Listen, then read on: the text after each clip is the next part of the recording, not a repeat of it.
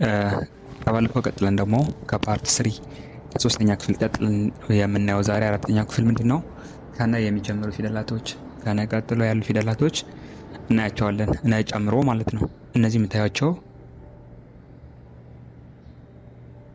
ነ ኑ ኒ ና ኔ ን ኖ ብለን እናነባቸዋለን። የሚወከሉት ኤን ይባላል። ኤን የእንግሊዝኛ ፊደል ነን ይወክልናል። ኤን ምንድነው? ተነባቢ ወይ ደግሞ ተወካይ ነው።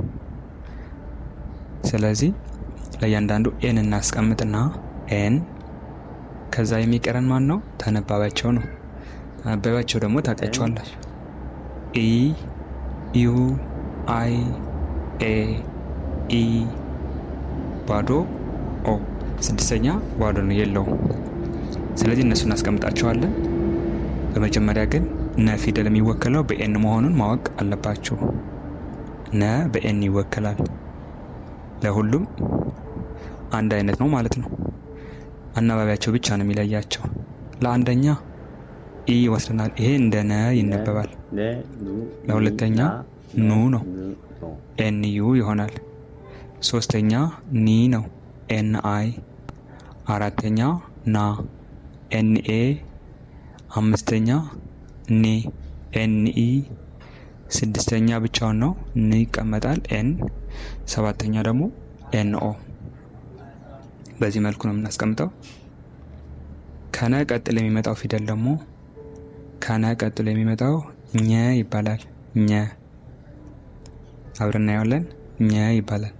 ይሄ የሚወከለው እንደ ቸ እና እንደ ሌላው ማን ነበር ያየ ነው? ሁለት ፊደል የሚወስደው እንደ ሸ ሁለት ፊደል ነው የሚወስደው። ሁለት ፊደል ላንብብላችሁ። ኘ፣ ኙ፣ ኚ፣ ኛ፣ ኜ፣ ኝ፣ ኞ ብለን እናነባዋለን። ሲነበብ ድምጻቸው ትንሽ አስቸጋሪ ናቸው። የሚወከለው ደግሞ በማን ነው? በጂኤን በሁለት ፊደል ነው የሚወከለው። ተወካያቸው ወይ ተነባቢያቸው ማን ነው? ጂኤን ይመጣላቸዋል። ጂኤን ለነ ኤን ብቻ ነው። ለዚህ ደግሞ ጂ እንጨምርበታለን። ጂኤን ይሄ ሁለቱ ፊደል ተነባቢ ብቻ ነው ወይ ደግሞ ተወካይ ብቻ ነው። ስለዚህ ጂኤን ወስደናል። አሁን የሚቀረን ማን ነው? አናባቢያቸው ነው። አናባቢ ደግሞ የሚሆኑት ከላይ ቅድም እንደወሰድናቸው ናቸው። ኢ ዩ አይ ኤ ኢ ስድስተኛ የለውም፣ ሰባተኛ ኦ። እነዚህን ተጠቅመን ትክክለኛውን የእኛ ቤት ሰባተኛውን እንጽፋለን ማለት ነው።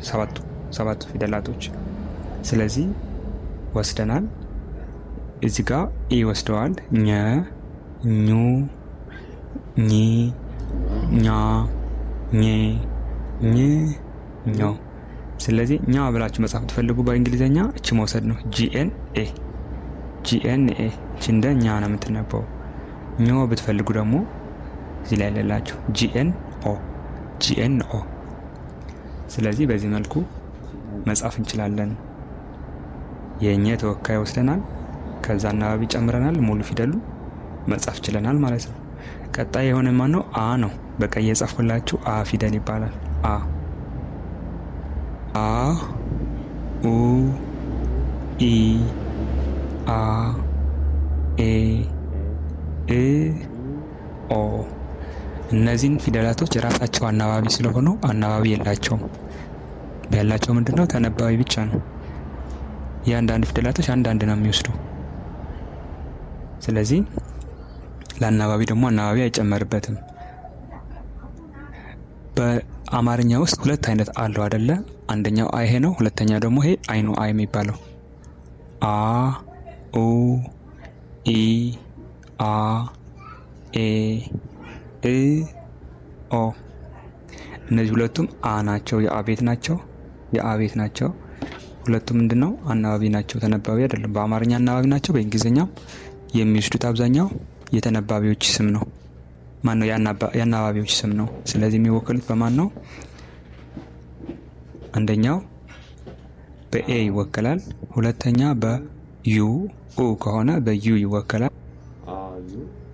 ኢ ደግሞ ሁለት አይነት ናቸው። በኢ ሊወከል ይችላል፣ በአይም ሊወከል ይችላል።